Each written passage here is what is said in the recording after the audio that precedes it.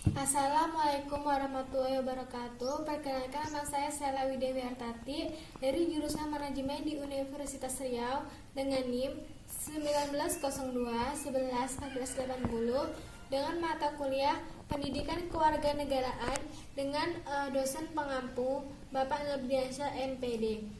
Baiklah, di sini saya akan menjelaskan tentang rule of law. Pengertian rule of law. Rule of law menurut Friedman pada tahun 1956 adalah kekuasaan umum yang terorganisasikan. Rule of law lebih menekankan cara penegakan karena menyangkut ukuran hukum yang baik dan buruk. Rule of law harus menjamin masyarakat atau bangsa yang bersangkutan dan dipandang sebagai keadilan, khususnya keadilan sosial. Keberadaan ada atau tidaknya rule of law tidak hanya ditentukan hukum, tetapi lebih daripada itu, yaitu pada tidaknya keadilan yang dapat dinikmati setiap anggota masyarakat. Rule of law tidak hanya memiliki peradilan yang sempurna, tetapi ditentukan oleh kenyataan apakah rakyat benar menikmati keadilan dalam arti perlakuan yang adil, baik dari sesama kewarganegaraan maupun pemerintahan. Pelaksanaan kaidah rule of law. Pelaksanaan kaidah rule of law yang berlaku dalam satu negara senantiasa mengandung suatu premis. Bahkan kaidah yang dilaksanakan merupakan hukum yang adil sesuai dengan paham masyarakat yang bersangkutan tentang keadilan sosial. Latar belakang lahirnya rule of law diawali oleh adanya gagasan untuk melakukan pembatasan kekuasaan pemerintahan negara. Sarana yang dipilih untuk maksud tersebut yaitu demokrasi konstitusional. Perumusan yuridis dari demokrasi konstitusional adalah konsepsi negara hukum. Prinsip rule of law.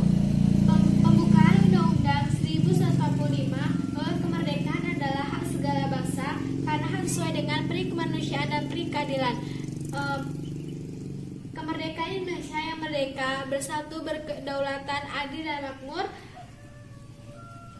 Disusunlah kemerdekaan kebangsaan Indonesia itu dalam suatu undang-undang dasar negara Indonesia, kemanusiaan yang adil dan beradab, serta dengan terwujudnya suatu keadilan sosial bagi seluruh rakyat Indonesia. Undang-Undang Dasar 1945 Pasal 1 Ayat 3, Negara Indonesia adalah negara hukum. Pada pasal 24 ayat 1 yaitu kekuasaan kehakiman merupakan kekuasaan keadilan guna menegakkan hukum dan keadilan. Pada pasal 27 ayat 1 yaitu segala kewarganegaraan bersamaan kedudukannya dalam hukum dan pemerintahan dan wajib menunjukkan hukum dan pemerintahan itu dengan tidak adanya pengecualian. Pada pasal 28 ayat 1 yaitu hak asasi manusia. Pada pasal 28 ayat 2 yaitu setiap negara berhak untuk bekerja serta mendapatkan imbalan dan perlakuan yang adil dan layak dalam hubungan kerja. Pasal Undang-Undang Dasar 1945 memuat prinsip rule of law secara formal, sehingga setiap penyelenggaraan negara atau pemerintahan baik di pusat maupun di daerah wajib mentaatinya, bahkan menggunakan sebagai dasar hukum pengambilan kebijakan berkaitan dengan jaminan dan rasa keadilan, khususnya keadilan sosial. Selanjutnya yaitu ada unsur-unsur rule of law. Menurut AFDK adalah supremasi aturan-aturan hukum dan kedudukan yang semua di dalam menghadapi hukum, terjaminnya hak asasi manusia oleh undang-undang serta keputusan-keputusan pengadilan.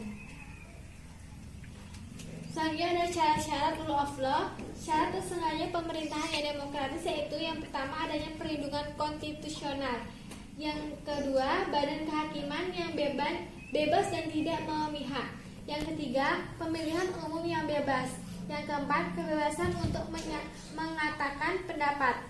Yang kelima, kebebasan untuk berserikat atau berorganisasi dan beroposisi. Yang keenam, pendidikan kewarganegaraan. Selanjutnya ada pelaksanaan rule of law. Menurut Sucipto Raharjo pada tahun 2004, Indonesia membutuhkan penegakan hukum yang progresif. Ideal hukum yang menuntut diwujudkannya hukum yang pro rakyat dan hukum pro keadilan. Hukum progresif yaitu cara mengatasi keterpurukan hukum di Indonesia. Asumsi dasar progresif yaitu hukum adalah untuk manusia, bukan sebaliknya. Hukum bukan merupakan suatu institusi yang absolut dan final, bahkan suatu berada dalam proses untuk terus menjadi. Selanjutnya ada ciri-ciri rule of law. Negara hukum memiliki ciri-ciri rule of law sebagai berikut. Yang pertama, adanya penegakan dan perlindungan hak asasi.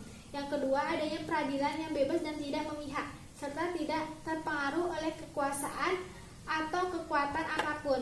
Yang ketiga, legalitas terwujud dalam segala bentuk. Yang selanjutnya ada implementasi rule of law di Indonesia. Back to law and order. Kembali kepada order, hukum dan ketaatannya dalam konteks Indonesia.